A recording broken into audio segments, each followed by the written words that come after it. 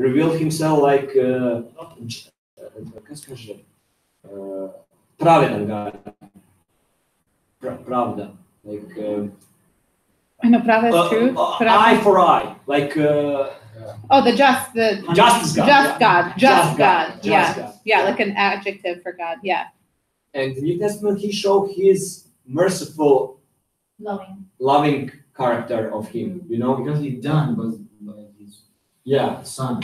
And also he promised Noah never do this again. No, he didn't. He just showed in one era. He showed one part of his character, and in the other era, he showed the other part of his character. So the whole character, what he wants to show to us, is the Jesus. He's like complete characteristic of God. Is in Jesus. Understand what I mean? The good part of God. No good, like the whole part. I would say, okay, so this is a good discussion. We're going to move forward. But I would even challenge all of us to look at Jesus' life and see where was Jesus just and how did Jesus express that? Were there times that he did call out behavior? So I guess the question would be, can we do those things? Can we have those behavior and still have unconditional love? Is some of the questions we can ask. Can it be within the whole construct of love? Is that part of love? As a parent, have we ever had to judge some acts of our child? Yeah. It's right, within the context of love, right? Yeah. Okay, let's move on to James.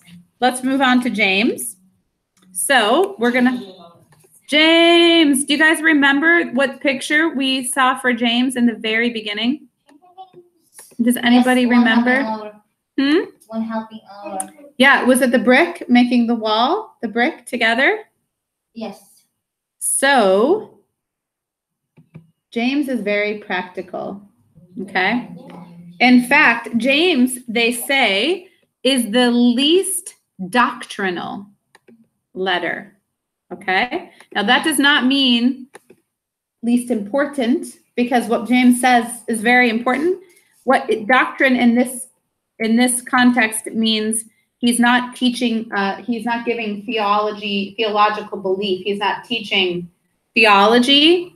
What he's doing is telling us practically certain things.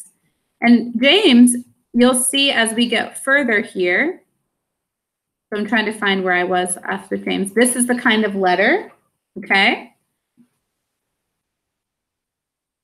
When we read James, it's like we're reading a manual of Christian behavior, okay? Yeah, it's beautiful. Mm-hmm. And that already, this is important about James. James assumes that whoever is reading this, oh, by the way, we know the author is not a female. It's James.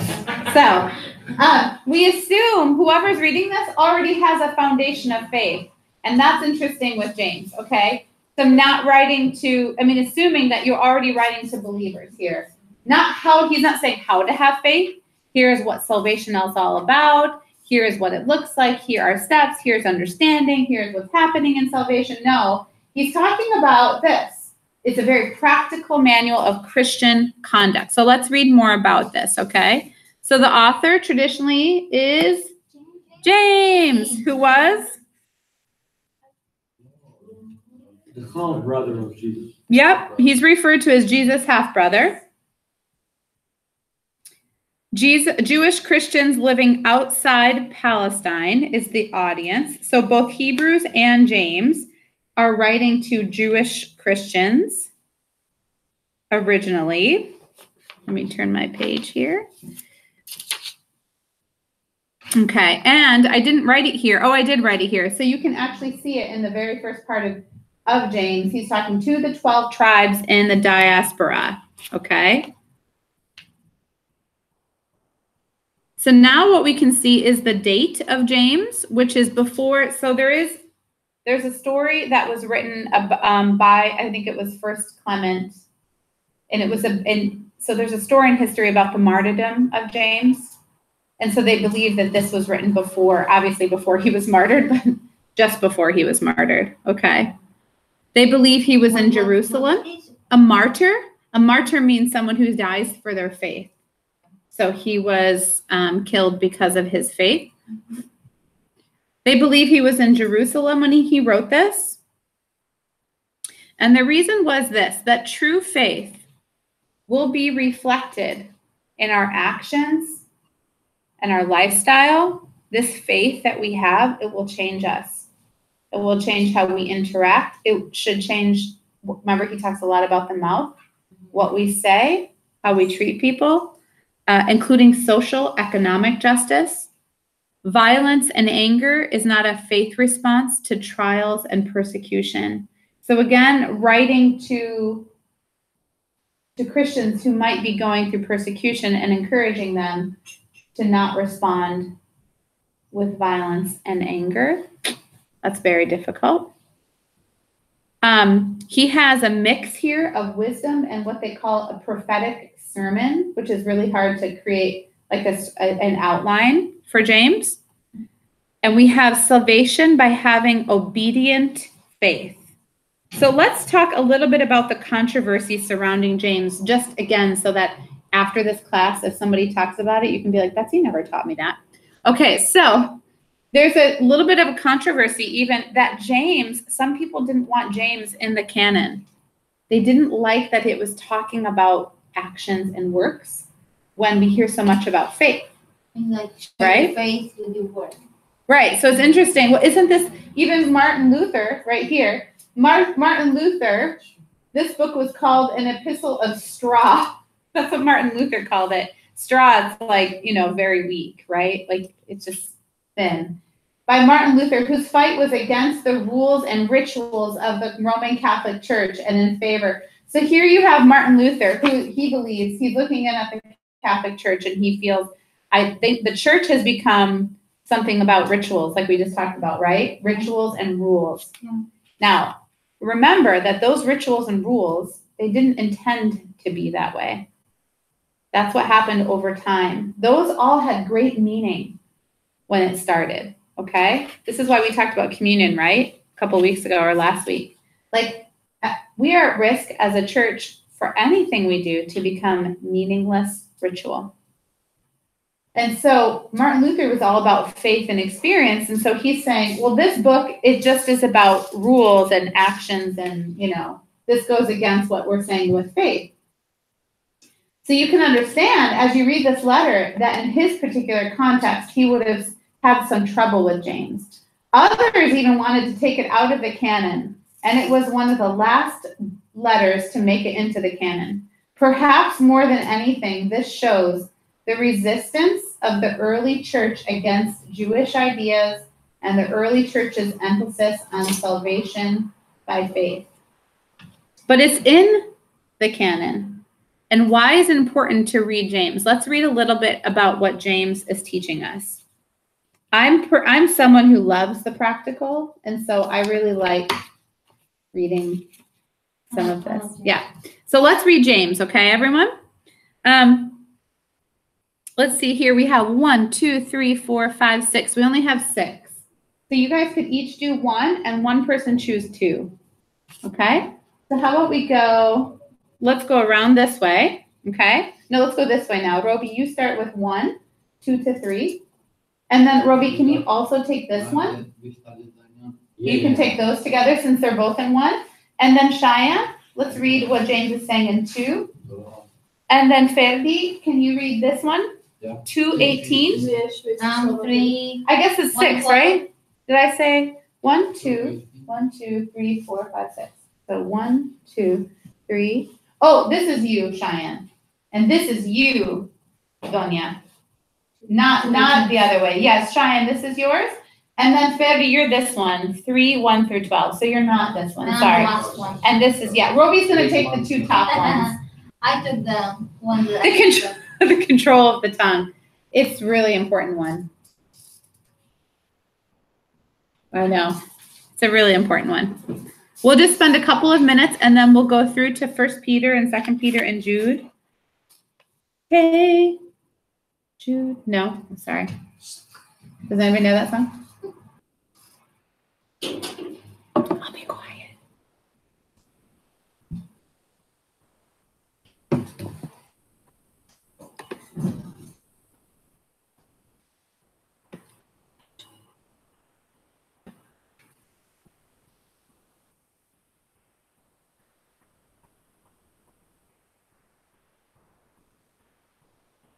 to you. I shouldn't take this one. It's like.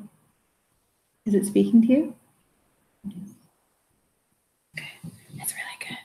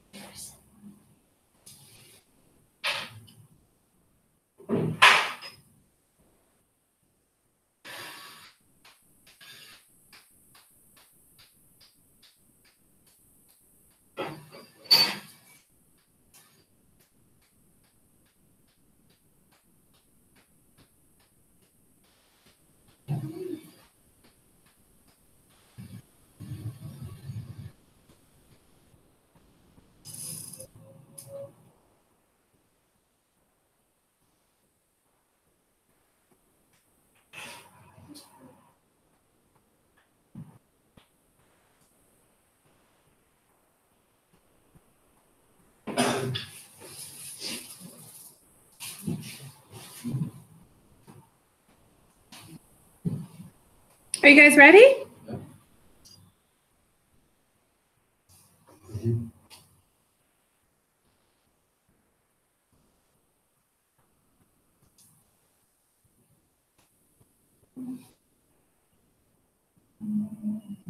Did everyone say yes?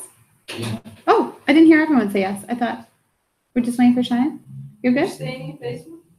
Huh? That actually was an email. Okay, so, and actually I took a picture of you guys because the church, do you remember Yeah, the I church who saw. visited this summer? Yeah. And they are the church that sent us the books. And so I completely forgot to take a picture and say, we started. And she the other day said, did you get the books? Yes, we I'm did. like, Yes, we did. And we started. And so I took a picture. So I said, we're in class right now. Okay. Let's start with 1. So Roby has both the verses in 1. Roby, what are we learning in these 2 sections here? What do you say that James is written? Sorry? The time when it's written. 69 to Jewish Christians, 69 AD. 69. Mm-hmm. Yep. So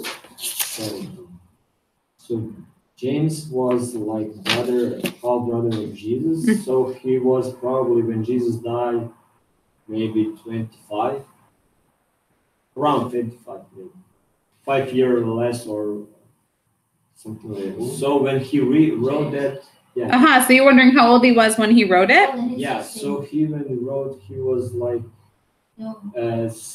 65. Oh yeah, Something like interesting. Yeah, that's right. Yeah, so Pete's age. Pete's age, yeah.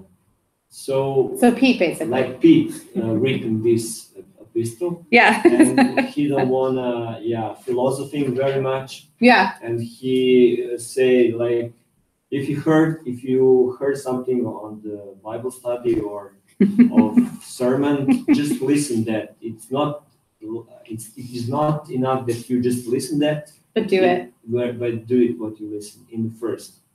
And in the second, Uh-huh.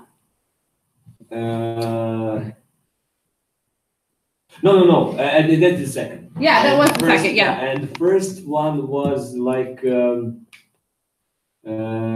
wants that things, like eternal things in us, like Mhm. faith, Mm-hmm. grow. So he say that if you want that your faith grow, you need to pass the trials. Yeah, exactly. Yeah. That's interesting, Robbie, what you just said. Because he said, Only try. So you rejoice that, because you rejoice that when trials comes, because your faith will grow. Yeah. Grow Yeah. to that. Yeah. He actually, I don't know what it is in Croatian. In English, it It's says, persevere. yeah, exactly. It's so testing our faith produces perseverance, endurance. It allows us to go the long. It's like run the very long race. Yeah. And we'll talk about this on leadership class tomorrow, how important, because we'll be talking about conflict and struggles and challenges, and how most of us just want to run away from those and we don't want to experience them because they're not pleasant. But actually, they change us, they transform us, they grow us. It is Yeah. the same like muscles. Yeah. If you are not, if you are going in the gym, and if you are not going to the part where your muscle hurts, Yeah. and when you cannot do anything more, if you are not going till the end, then you will not progress Mm-hmm. anymore. Yep. You need to, You need to be pushed push to the end. Yeah. to the limits. To the limits. Yeah. Limits. Yeah, Yeah. that border. Yeah. So that on the limits, progression starts.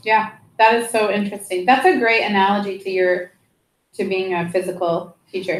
Do you like pushing people to the limits? I like pushing myself to the limits on that. Yeah, kind physically. of, yeah, but on trials, I don't like trials. Mm-hmm. They're not fun. No, Yeah. no, really. No, I know. I don't understand. I in my mind, I understanding what James talked Just about. stops. Yeah. Yeah, I understand perfectly. Yeah. But But still, it doesn't make it easier. no, I ask God, please, God, I want to be spoiled. You're a spoiled child. Everything is good. Yes. Yeah. And some of us, some modern Christians are saying that no, as Christians, we shouldn't have struggles.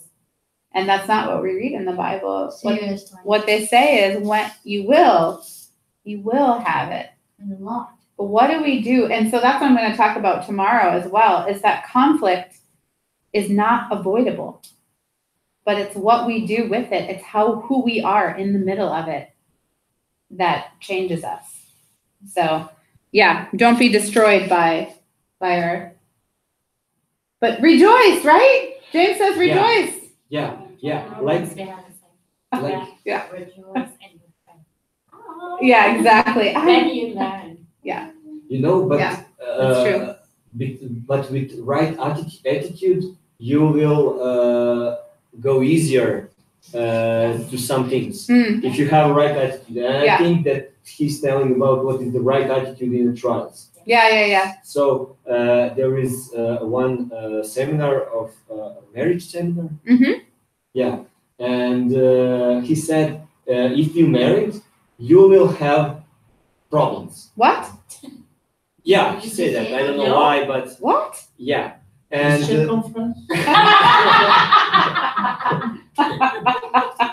yeah, and Marriage means heaven. Yeah, I thought it was perfect. I thought it was perfect. you're not in marriage. Yeah. So he's very angry on the attitude when a Christian thinks that his or her needs to be perfect. Like that's so stupid to have that attitude. Yes. Because God give you imperfect Yeah. person behind you. That because of that will be problems, and that problems will raise good things Yeah. to that problems. You know. Yeah. And that's like stupid. Right? There is opportunity. Use it. Yeah. Yeah. And he's explaining that is so stupid to have that attitude that your partner will be a prince on the white horse. And Mine was Prince. You have a I had white car, but yeah, like the sailor when they are going to the ocean, Yeah. they think everything will be okay. No, they're preparing for the Storm. storm and everything. Yeah, that's so right. that's the right attitude, not Get ready for the storm. yeah, be ready for Yeah. the storm. Yeah, Yeah. like the James said. Yeah. Be ready for Yeah. trials. Right. That's good. So I remember one time we were talking about personality, and in my personality has one sentence, and it was really funny. It was talking with my partner and said, always have your umbrella because sometimes it's raining, even storm. Oh my goodness. With you or with him? With me. Okay. Oh, so he needs to He have needs the to have umbrella. all the time. Oh, that's what Dave So it's would really understand funny. that. Dave understands Yeah, your pain. definitely. Yeah. So they yeah. always said, Yeah. So, But did you have that stamp when you are engaged? which one? Have umbrella? Did you have that? He has. Did he He know always that? has. Did- Umbrella. He has it ready. He is That's ready for why a they get storm. married. Because he was prepared. Yeah. It's like Emil, he knew that I'm pregnant still. He still married you. Exactly. It did not surprise him that you cried. Okay, Cheyenne, let's go to your verse. Right? Are you 2? Okay, 2:14. You start with the question, Mm-hmm. and because he wants to say faith without work is nothing. Uh-huh. Okay. If because he start with this question, what good is it, my brothers, if someone says he has faith but does not have work? Mm-hmm. And he in 15 Mm-hmm. he used, is it parable or It's an example. Yeah. Yeah. and use some example? If someone asks you, about clothes or eat, Mhm. something to eat. And if you say, okay, God be with you. Yeah. And Right. I will pray for you. And it's nothing. I know someone used to be like this. Because Yeah. he or she still needs something. Right. And you just pray. Yeah. To understand.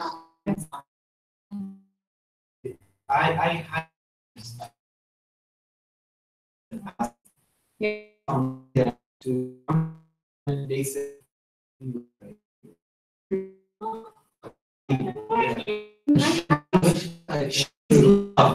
she needs she I would have to be doing it like that. I will pray for you.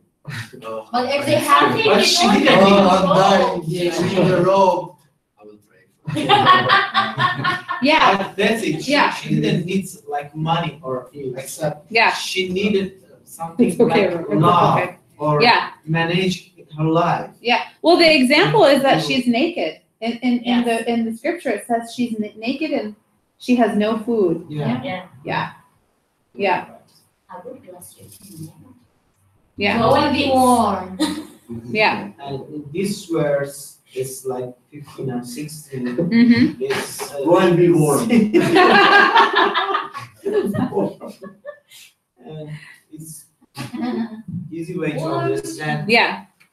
better these verses. Like Yeah. Phrase and words. Definitely. It's so interesting, huh? And you can see how this was, it's not that it's opposite, it's just that we need both aspects in our lives. We need faith and we need works. And the problem is that works in itself is not bad. What Paul is saying is works does not lead you to salvation. We have to remember that. Yeah. And end of this verse. Yeah. The devils also believe and tremble. Uh-huh. Yep. If you want to have a like faith without words, Mm-hmm. you look like devil. Mm-hmm. Wow, this is some powerful stuff in James. I love James. Mm-hmm. He was the first pope ever, I guess. Because he said, go and enjoy No. in your complete. Rejoice. Yeah. So you're done? Okay. Yeah. Okay. Okay. Mine it was 2:18. Okay. Whoa, you only have one verse. Yeah. I think it was the middle of his passage. 18. Like, Yeah, that's true. So let's see why it's special. Yeah. This one, I think it's the golden verse here. Uh-huh. It says that but someone will say you have faith and I have works.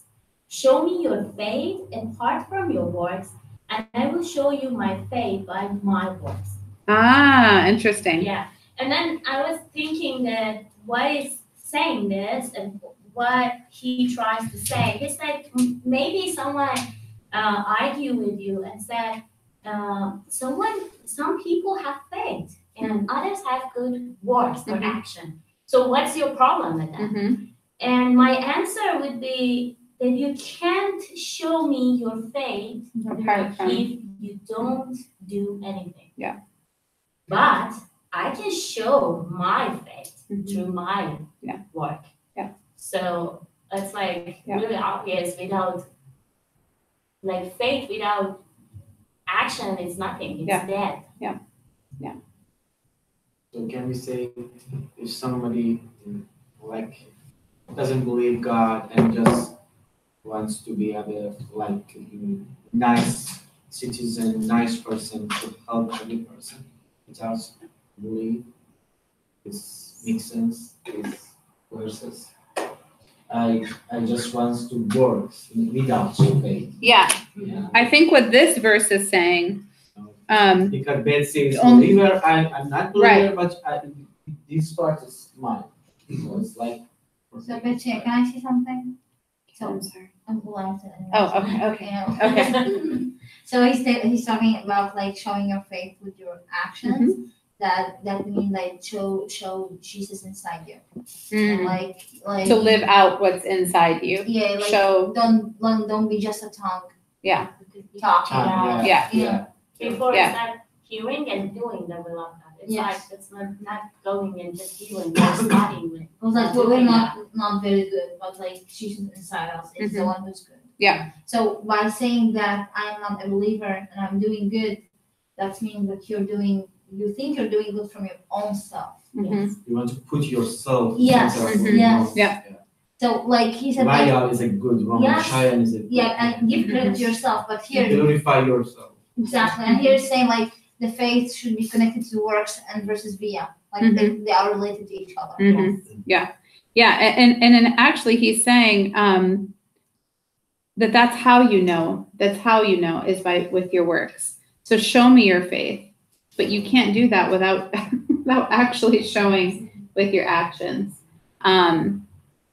And isn't it easy for us to say, "Oh, I have faith"? Yeah. Stepping out on real faith is very scary. I heard many times that people said, I have faith in my heart. Mm-hmm. That's like, okay, but there is a step after that. Mm-hmm. You should jump from the bridge. Mhm. You should trust God and do Mm-hmm. something. And Yeah. then they're like, no, but I have it in my heart. So you cannot judge me. I have it. I'm like, I'm not here to judge you. I'm here to encourage you to do something. Like through your faith and show God in your heart. Because if you don't show God in your life, what is the meaning of your faith? It's like you're hiding Yeah. them inside. And really, God wants us to trust Him with everything that we are. Yeah. I think it's for them. It's not faith. It's like feel or like emotion. Like a personal they love feeling. God, it's like an emotion, but just keep it for themselves. Mm-hmm. Because it's like really important box, to just understand saying what's the a lot. meaning of faith. Faith is not emotion. Faith is like trust Feel. and Yeah. belief. And not being selfish. Yeah. Like, I think about all the times that I Jesus disagree commends. with you guys. 'Cause I think that there is no pluralism. No what? Plural? Pluralism. Uh-huh. Like we are the egoist beings, Maybe it's different to us, but in one point, all of us having things because of us, because it makes us feel very good. Yeah. We live for ourselves, you mean? mean? Like you guys are saying is to be a Jesus, like to go beyond our sinful bodies, So you don't think it's possible? I think it's possible, but anyone of us here didn't achieve that goal. We are growing. We're growing. We're trying Yes, we're to. trying to be We're that. trying to. It's like Yeah, but it's not like, the people who help people in NGOs, but they are not faithful. And those who are faithful, they are right because they have faith and they obey themselves to the God, but they didn't.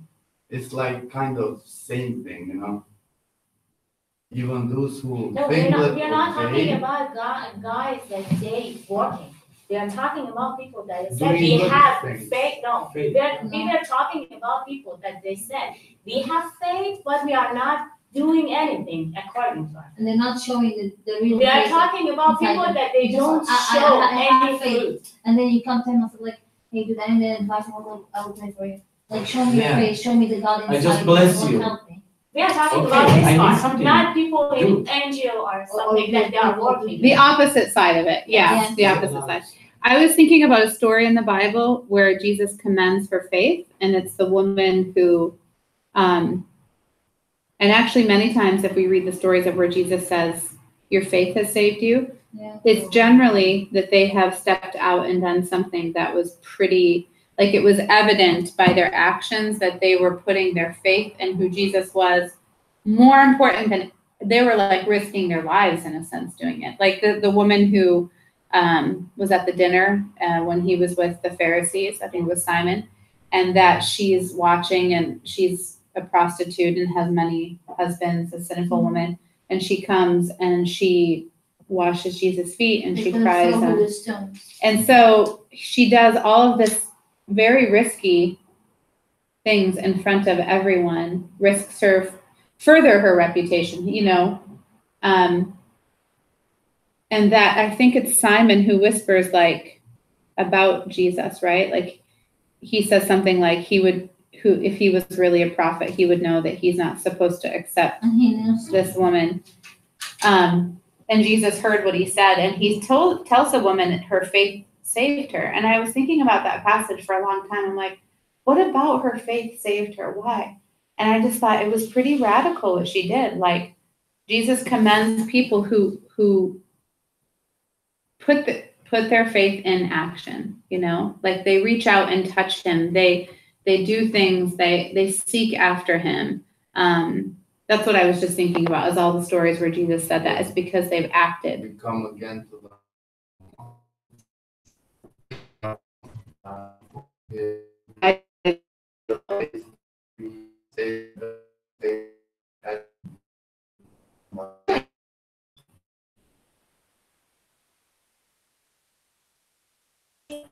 And send it to the.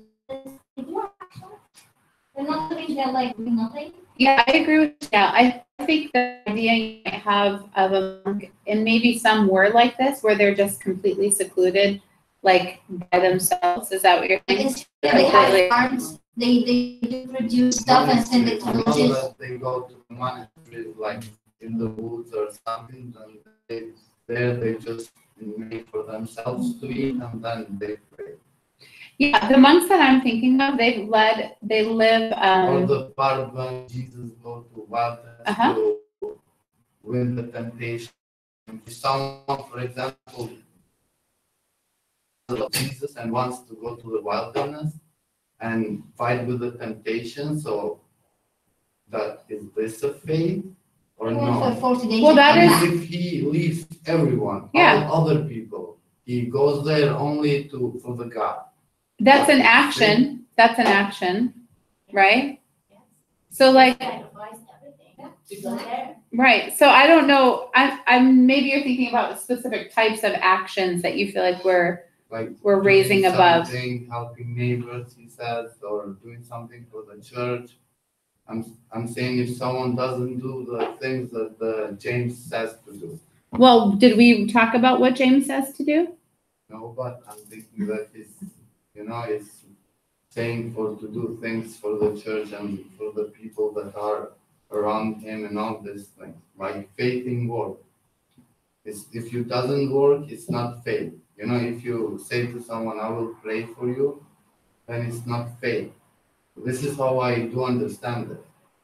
So I'm confused about what you're actually asking, Fabi. You're asking like, is only certain types of actions works and then the other actions aren't? That's his question. Yeah. Is it like without action can we? I don't is think- it faith without action. I think we're missing James' point if we're taking James as a rule person. So if James isn't saying in order to, you must do this, this, and this to show that you have faith, that's not what he's saying.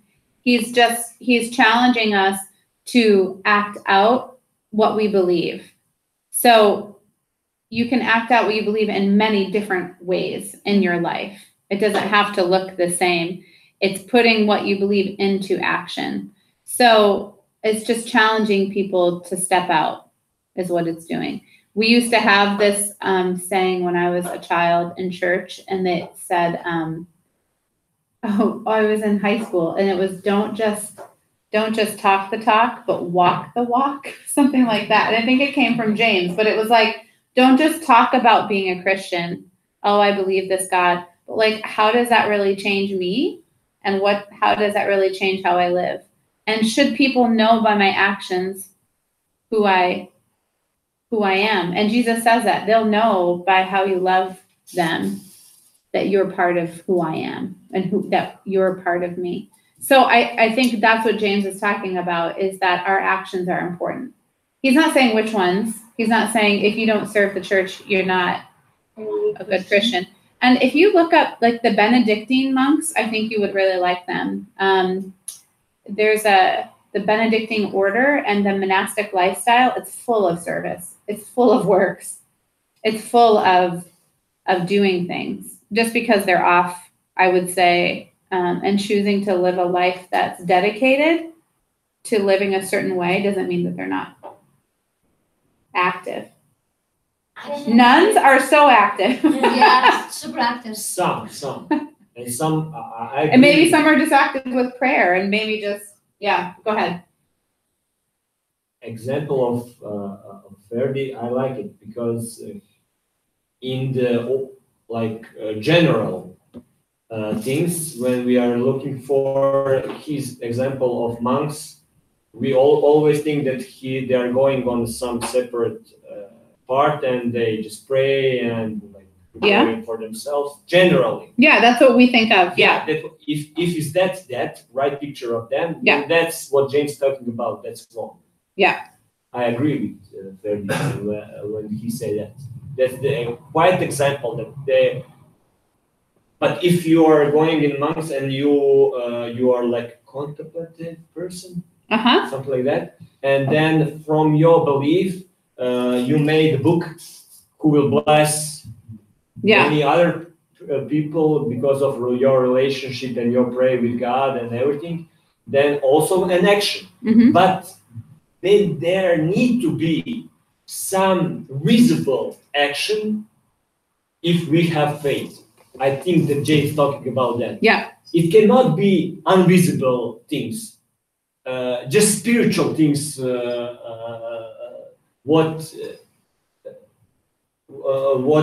That we can not see some visible things that we have faith. You know? Yeah. You know what I mean? I do know what you mean. Yeah. For example, can I go and make a farm as in my dream, in the wilderness, live there, have a faith, pray for the humanity, for everything? Yeah.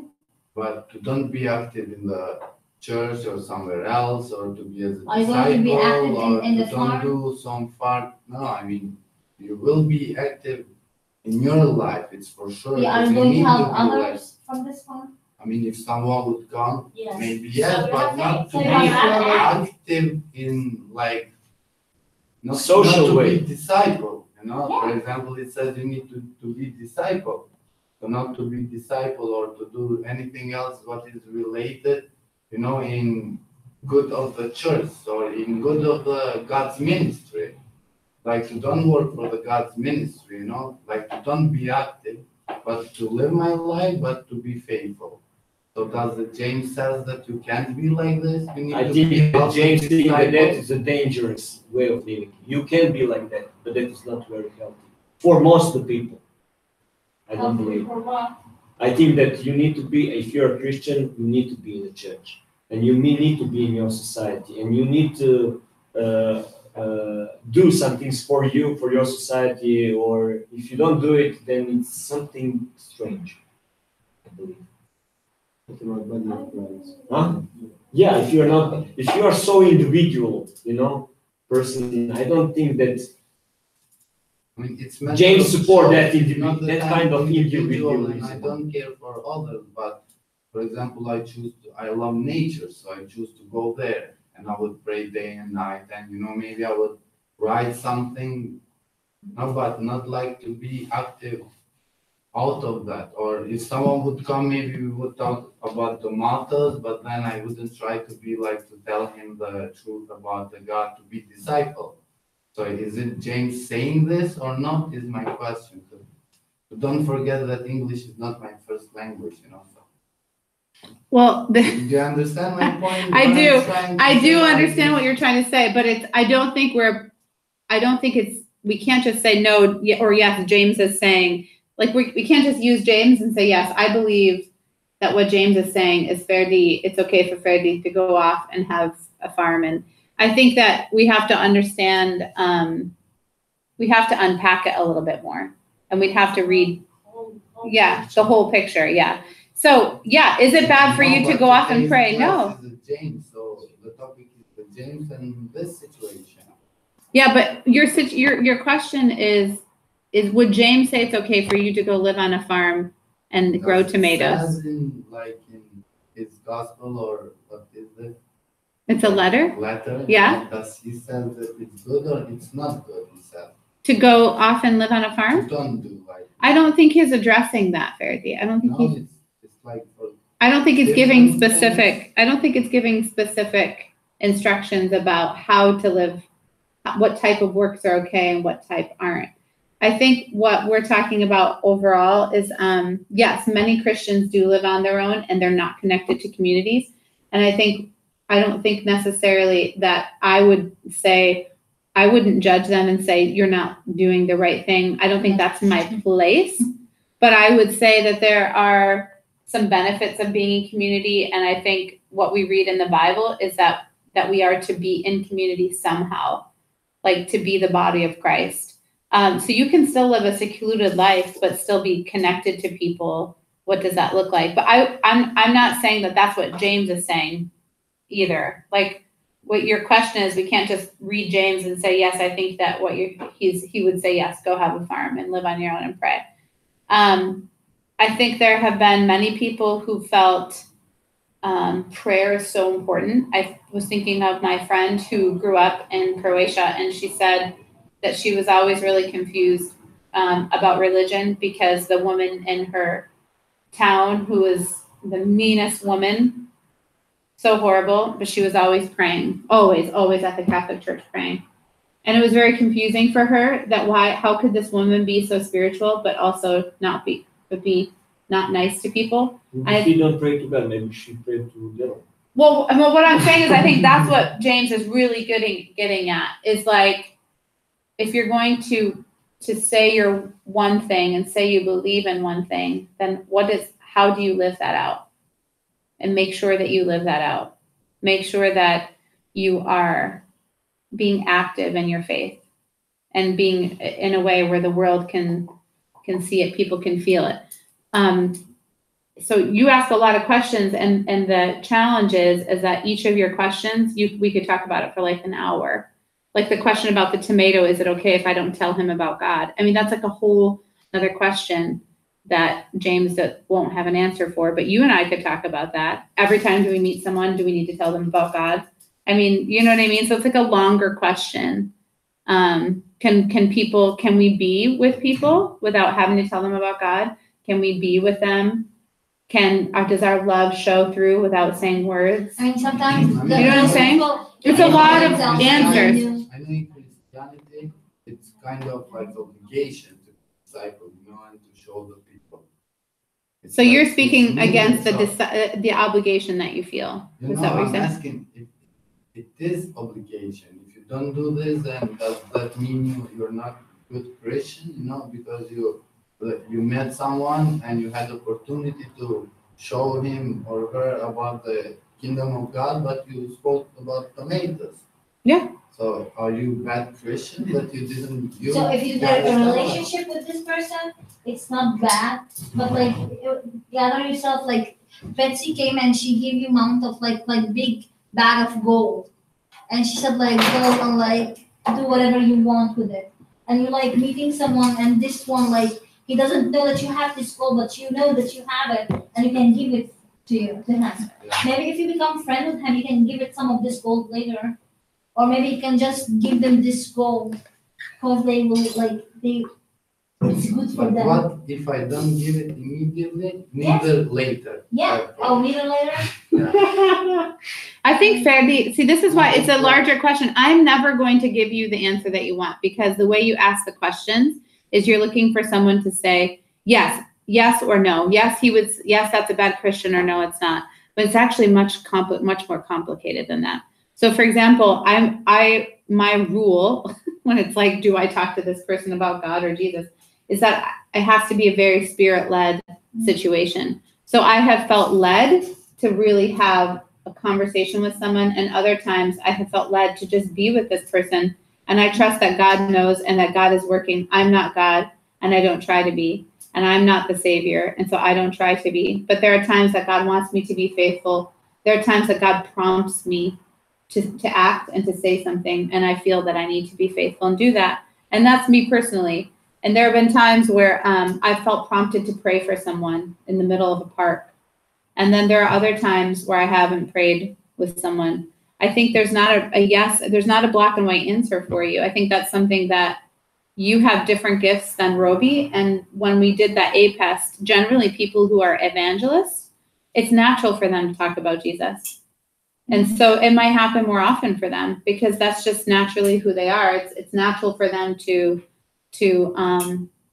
make someone feel comfortable and to have a conversation about God. But I'm a believer in not being manipulative and treating people as humans. So I don't try to manipulate people into believing something or to, like, I'm going to be nice to Cheyenne so that I can try to make him a Christian. Yeah, it's like really I'm nice to good. Cheyenne because I'm called to love everyone. And Cheyenne, I will love Cheyenne whether he chooses to believe or not, or whether we have a conversation about God. My love and the way I show love to him will not change.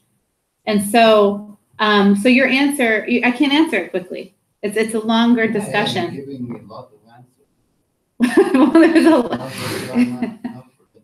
Yeah, I think what you're experiencing are questions I had too, and we're all of us here in this room. We're on a journey, and we're all growing, and we're all at different places, and we've all asked these questions, and we've all struggled with certain things, and we've all had doubts, and we've all wondered these things. So they're fine.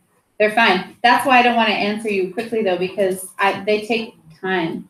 And the way I answer this question is probably different than the way Roby would answer this question. Yeah, I will And then answer. different from Cheyenne, and then Yeah. different from Donia, and you see? Can I say just Yes, one can thing? I, before you say it, Roby, I'm going to put it, I have to leave at 8:20. So we still have to go through 1st and 2nd Peter and You Jude. have to Okay, leave at Okay, 8:20? Yes. just one important thing. 8:20? You said Yes. 8:30. I changed it, Yeah, 8:20. 8:20. So we have a half hour, so it has to be really quick. Really quick. Okay, I think, like Hebrew says, that the Bible is like a mirror. Mirror. Yeah. Reflection. That we look how we are inside, and the biggest temptation of every person, I think, it is to lying to himself. So if I don't like, if I'm totally honest with myself, I will get to the truth, and I will live the truth. But the biggest temptation is lying to myself. Because of that, Bible is there. And James talking about that. If you want to know if you are a real Christian, your faith will need to the same. If you believe in something, you need to live something. If you are not living something, what you believe, that you are not real believer. Don't lie yourself. And I think that James wants to say that. Don't lie yourself. If you see something, I don't believe. what? If you see something that you don't believe. No, if I live something, what is not what I'm talking about or what I'm reading in that I'm lying myself. Just a mirror. You understand what I mean? Yeah, we see the world from our minds and whatever Yeah, we yeah, see yeah. is us. I know that, but Yeah. the thing is like I weak in the belief when I grow in the belief. you get weaker when you grow? Like it's one part of me is going much, my belief is growing Yeah, much more, but the other part is like weakening, yeah, but like my base belief is growing too much, but the other part is like getting smaller and smaller every day with the things that I'm learning. It's like I can't explain it to you. It's controversial. You believe, it's like part of what learning is you have to deconstruct. You break down what you came in with thinking about, okay? And so asking questions is actually a good thing. And so I encourage you to keep doing that. I encourage you to do it in a community. And I encourage you to realize that this is a very normal part of the process. And to not be discouraged by it. And don't throw in the towel, as we say, but hang in there with us and see where God brings you. this is what I'm doing, like hanging to see what's Yeah. gonna happen. What's But gonna happen? every day is like, Yeah. this part goes smaller and the other older part goes bigger and bigger. Which is the other part? It's like The what? the God auto box. Yeah. Yeah. It's like believing the God, my God, that I believed always. Mm-hmm. So I thought my God didn't have a name, and now it's a time like to show me his name, her name, God's name. And then when I thought this, it shows me that I can't have a name. If you put me a name, then I'm not your God. I'm not the Almighty God. I'm not the God of the gods. Understand? Mm-hmm. It's like, It's making your God feel smaller. no, bigger. Is that bad or good? And I don't know. Maybe it's good for my God, Mhm. I believe, but maybe it's bad for some other things, It's not that I'm continuing, is it bad or good? I Yeah. just want to know should I put a name or don't put a name to my God? You can put, because his name is I am who I am. His name is I am who I am. So he didn't reveal his name. His name is I am who I am. The exact translation of his name In is, Old Testament. in Old Testament is Yahweh. Yeah. I am who I am. Yeah, but my God goes like way before the Yahweh, It goes I know who it is. way back, But he didn't show his name in I am who I am. He's saying just, you don't know who I am. I am who I am. I know who I am. Yeah. You understand? Yeah. This is not his name. He just said that to us. I am who I am. Yeah, I am, and I can be everything and everywhere. I understand that. Yeah. But then when we need to put a name to the God, that God says, I don't have a name. But with this, he didn't put him in the box. I am who I am. He didn't put him some stamp on the name. You understand? Yeah. He didn't, with this name, he didn't put himself in the box. He didn't give himself a name. Yeah. Okay, let's. Okay, it's different classes. Sorry. It's my personal issue, so. It's not your personal issue. It's fine. It's totally fine. I think that you're drawn to philosophy as well. And I think that it would help. I actually have a friend that I thought maybe you could bounce some ideas off of. He's a philosopher. And he lives in Zagreb. I think it would be good for you guys to talk about those things. But I was going to say, I appreciate you saying that, Roby, because there are many names for God in the Bible. And so for me, I also have a big God. That's why I was asking you, is it a good thing or a bad thing? I think when we try to make God small, and it is not a good thing. Okay, let's move on. So we're not going to do the last two verses of James, but it is having to do with the tongue, taming the tongue and controlling the tongue, and why that's important. Yeah, but we have to move on. Yeah. So read that though. It's in James 3. So if you haven't read James, and that's part of James we didn't go over tonight. So read James 3. It's a very important, and it's something that we'll talk about in church leadership tomorrow. Well, no, actually, yeah, but just how important what we do with our voice, how we speak to people, what we say to people, how powerful that is. So it's a weapon that can destroy, and it's also something beautiful that can build people up. So, okay, so let's move on to 1st and 2nd Peter. And if you guys are okay with this, I'm probably not going to ask you any more questions. I'm just Teach us. Please teach. I'm going to teach. Okay. So we have 2 more general epistles. These are the only ones, and you can look up here, direct writing we have of Peter. Many things, and in fact, actually, Peter is the apostle who has been written about the most in the New Testament. Okay.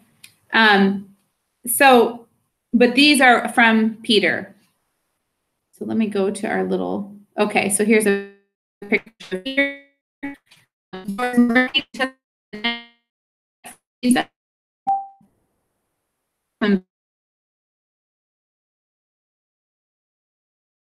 He became a disciple of Jesus and a leader in the early church.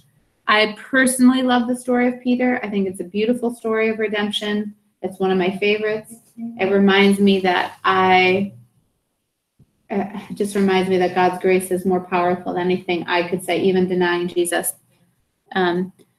He was a Jewish Christian who recognized Gentiles did not have to become Jews to become Christians. Okay. These, in the last paragraph right here, these differences, there are some differences between 1 Peter and 2 Peter. Some people have thought because of those differences that maybe there's a different author. And so what we see is that 2 Peter was written a little bit later. And so just because two letters are different, it doesn't mean that it has different authors. You can have one author who writes in different ways, or because of life situations, or later has written, different things or addressing certain issues. Okay. So Peter the Apostle, we went through 63 AD, so a little bit earlier than James. And then we see here the purpose. Let me turn my page. Is, of course, if you have read 1 and 2 Peter, to encourage the believers in their face of persecution, to keep their eyes on eternal salvation, not on the temporal persecutions. Okay? It's similar to what Donia was saying, talking about being a citizen of heaven. So what does it mean when he contrasts that a lot of what it means to be here in the world and submit to the governing authority here, and what does it mean to be a citizen of heaven? One of my favorite sections of 1 Peter, I don't know, maybe I can go through and just read that one when we get to that section, is he's talking about, he gives some household codes, and then he says, but above all else, the way that you show is by your mutual love for each other, which I really just love. So that's a little bit about what we were just talking about with James, is that that many times we see that what Paul is doing as well is that your mutual love for each other is the thing that will speak volumes to other people. So theological themes in 1 and 2 Peter, we see this again. What is proper Christian conduct in the face of an anti-Christian hostility? What is conduct? Conduct is behavior. Behavior. How do we act? What does it mean to be a Christian when in persecution, in the middle of anti-Christian? You guys have lived this. You have actually lived this. Yeah. It's crazy to think about. Like 1 Peter, when you read it, it's so alive to you. They believe that he wrote it in Babylon, which is an alias for Rome. This is probably the location for both letters. So we see here that it's about suffering, reward. This section here called to be holy, to love one another, to grow, to be built up, and this is cut off here. So 1 Peter, oh man, just one of my favorite books. So I'm gonna just look up, not my face. I'm gonna look up. So we're not gonna all look at verses right now.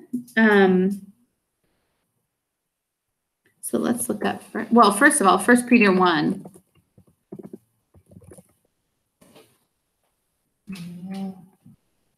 The living hope. So this is just one of my favorite sections. So he starts off his letter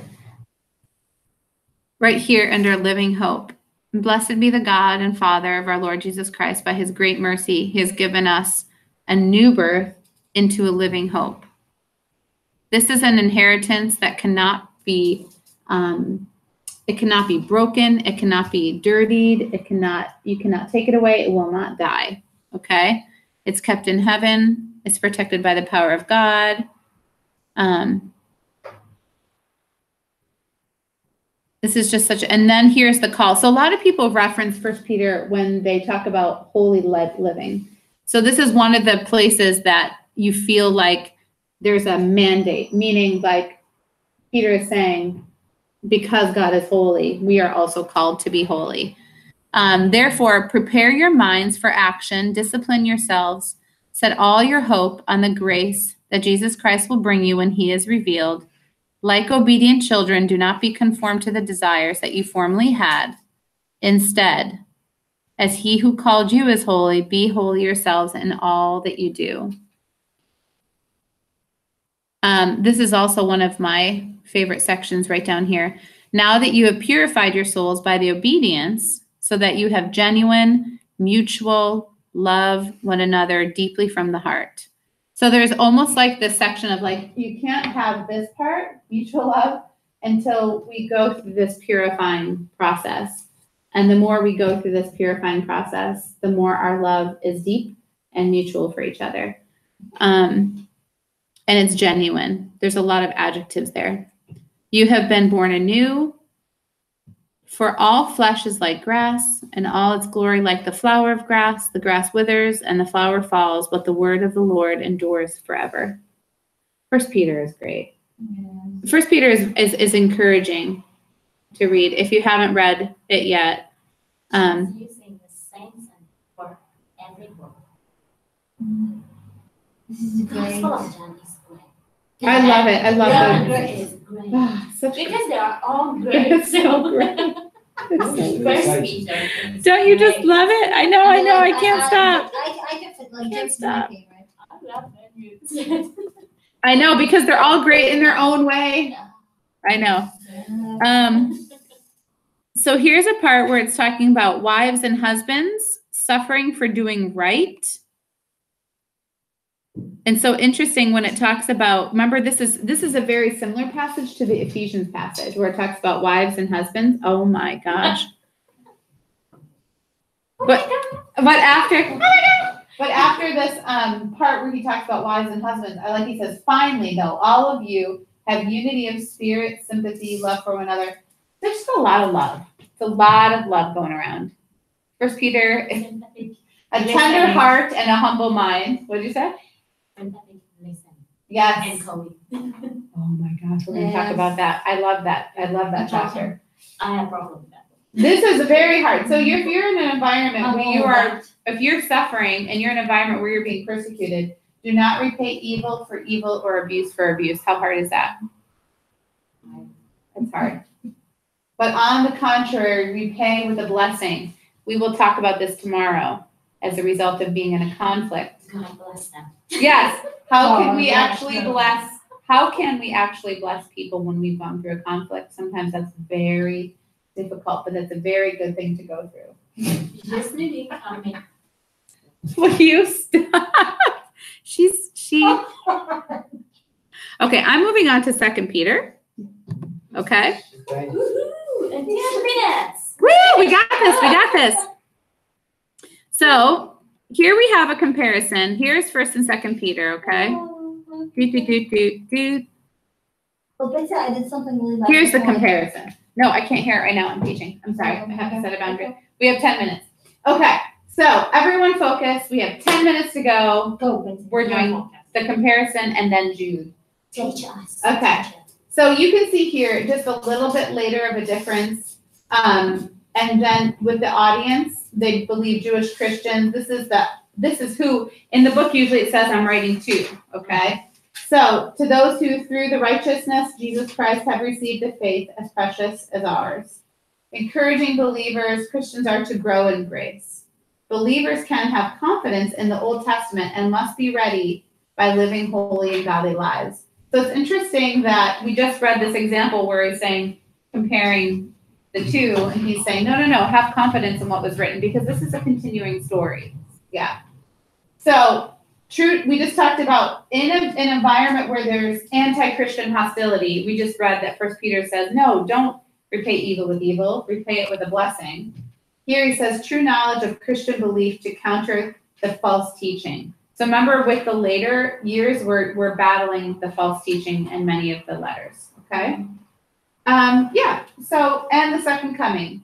That's the other thing that's different about 2 Peter that we won't find. You have false teachers, parousia, so there's like the warning, the judgment, sort of coming, which is, that's why they feel like they're just written differently.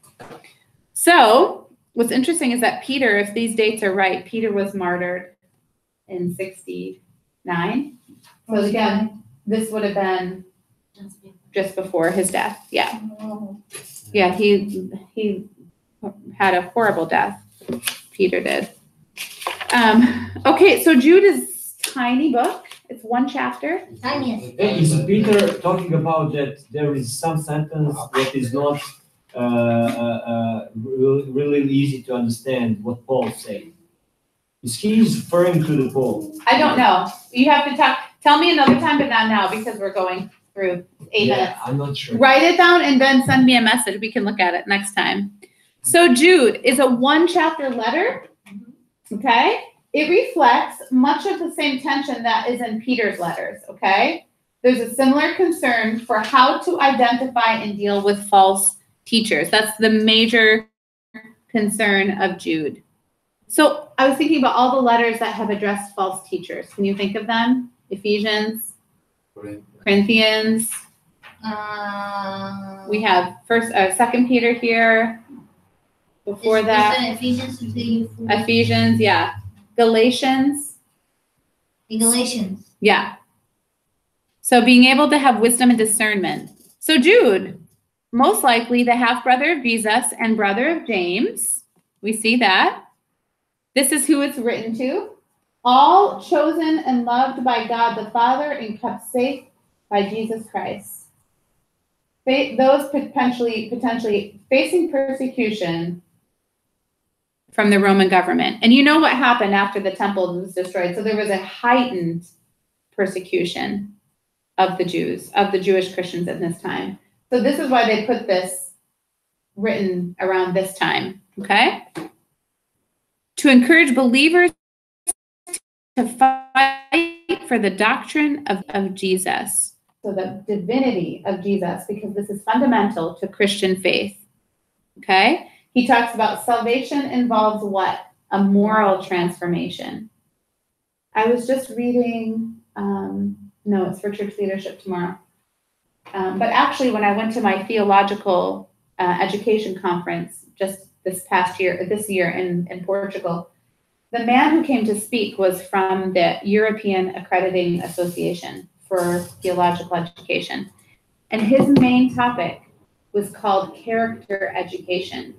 He said, we have taken character education completely out of theological education, which means we've approached theological education just from the head and analyze and taken information and all this, but it doesn't actually morally we've sort of separated out from the moral transformation of who we are as people.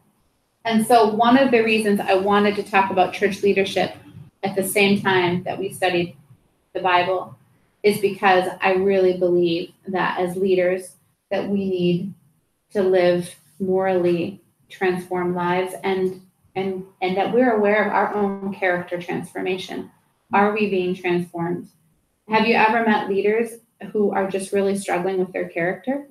It means a part of them, they're either struggling with pride, they're struggling with, there's a whole host of sort of vices that are the opposite of virtues. And so I love that this is a challenge for us. Like, how are we being morally transformed? How is our character on the outside being reflective of what God is doing on the inside of us? And part of conflict is that change. We go through it because we learn more about humility and we learn more about, all these life lessons. They change us and they make us better leaders. So, and here, to urge believers to build one another up and resist evil, false teachers, and doctrines. Don't resist doctrines, but the ones that go along with the false teaching. Yeah. So a theme, fighting for the truth of the gospel. So you can see in a time where they're being persecuted, he's saying, hang on to what the truth of the gospel is. Hang on to it. Fight vigorously means like with courage, bravery, with like everything you have. Fight to hold on. Yeah. Place they think is Jerusalem. Special verses. Oh, we have 3 minutes. Let's read the last 24 and 25, and then do we forget to pray at the end? Do we only pray at the beginning? I feel like praying tonight, but we don't pray at the end. We should pray there. I want to pray at the end. Any great time. So I'm going to read this. This will be our end of Jude. Here's our benediction. Oh my goodness, actually says benediction. Now to him who is able to keep you from falling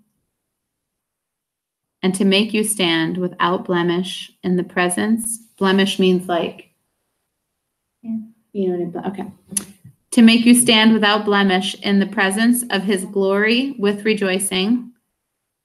To the only God, our Savior, through Jesus Christ our Lord, be glory, majesty, power, and authority before all time and now and forever. Amen. Okay. And now I'll pray. I'm going to turn this off.